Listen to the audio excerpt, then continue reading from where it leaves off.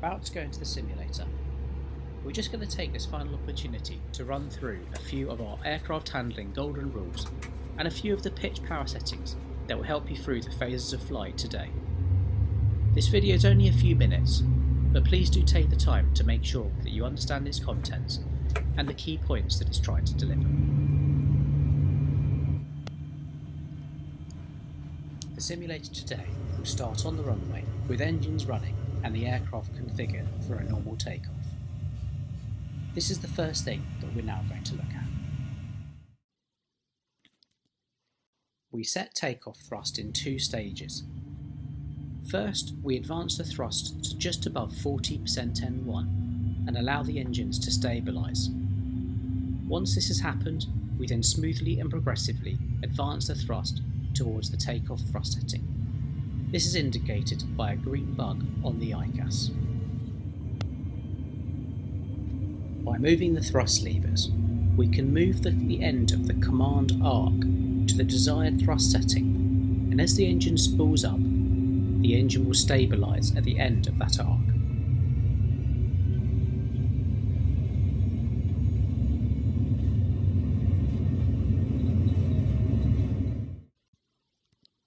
The aircraft has a large and powerful rudder.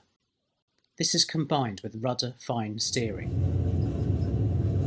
What's important on the takeoff roll is to remember that the aircraft has momentum and we need to make inputs for directional control small and smooth. When rotate is called, the rotation should be initiated. Initially, the back pressure required will be to unstick the nose wheel and to start a rotation rate of 3 degrees per second. On a heavy aircraft, a double rotation may be needed, where the back pressure is increased to help the tailplane fly through ground effect. During the initial rotation, the pilot should have his eyes out of the window, looking out at the runway to judge the 3-degree rotation. As the runway disappears under the coaming, the pilot should then transition his eyes to the PFD, where he continues the rotation rate to the initial climb attitude, in this case approximately 15 degrees. The speed should then stabilise just above the white bug on the speed tape, which is V2 plus 50.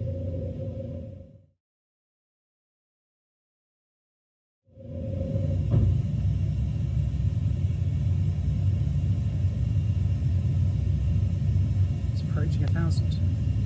At acceleration altitude, the pilot will lower the nose to just below 10 degrees. This will allow the aircraft to accelerate for flap retraction. As the aircraft accelerates, don't forget to keep trimming. Otherwise, the aircraft will just climb at the in-trim speed.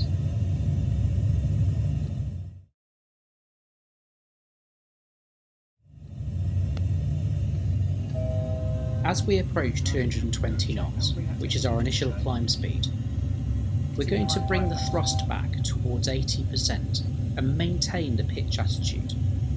What this means is that we'll get a rate of climb of around 1,500 to 2,000 feet per minute. As we're flying raw data, this makes the climb to the initial level off far more manageable.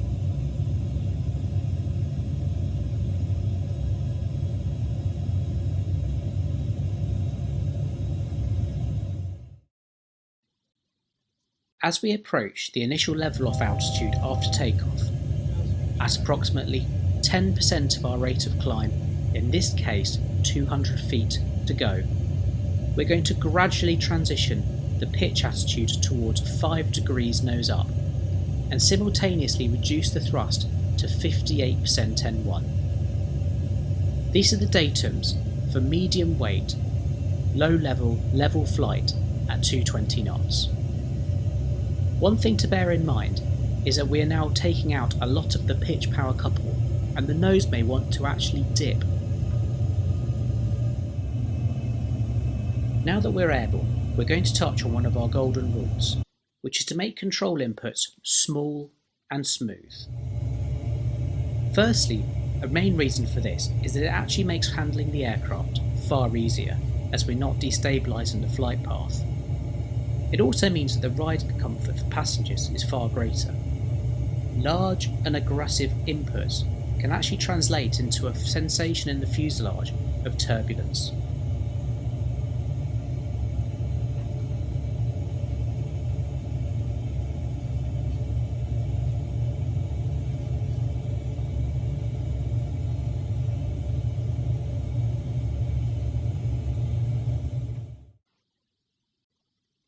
Now we're going to touch on turning.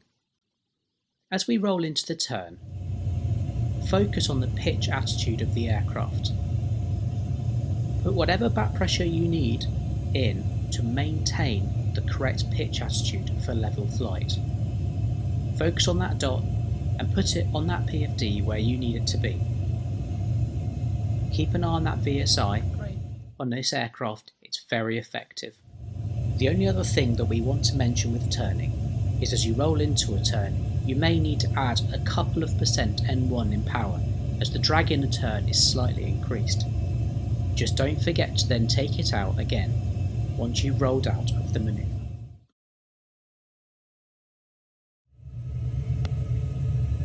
As Localizer Alive is called, start the turn to position the track line onto the beam bar. Whilst doing this, pay special attention to maintain level flight.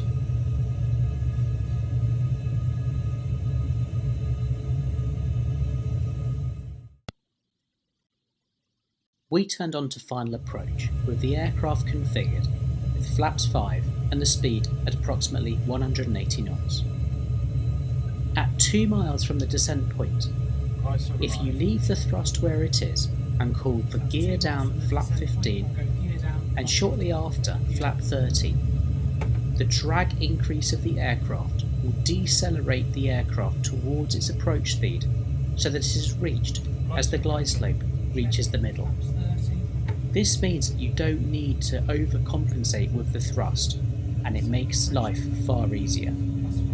As the glide slope hits the middle, slightly anticipate it, adjust your rate of descent towards 750 feet per minute, and set the approach thrust setting of 56%. It is now absolutely vital that you take a few precious seconds to ensure that the aircraft is absolutely in trim. As we approach the runway, the touchdown marker should be our fixed aiming point. As the radar calls 30, check the attitude by around 1 degree 50, 40, and smoothly 30, retard the thrust 20, links to idle. 10. Hold the attitude and put the aircraft onto the ground. Upon landing, verify speed brake extended, select reverse, and gradually derotate the nose wheel onto the runway. This concludes this short video on our aircraft handling golden rules and also some of the important pitch power couples.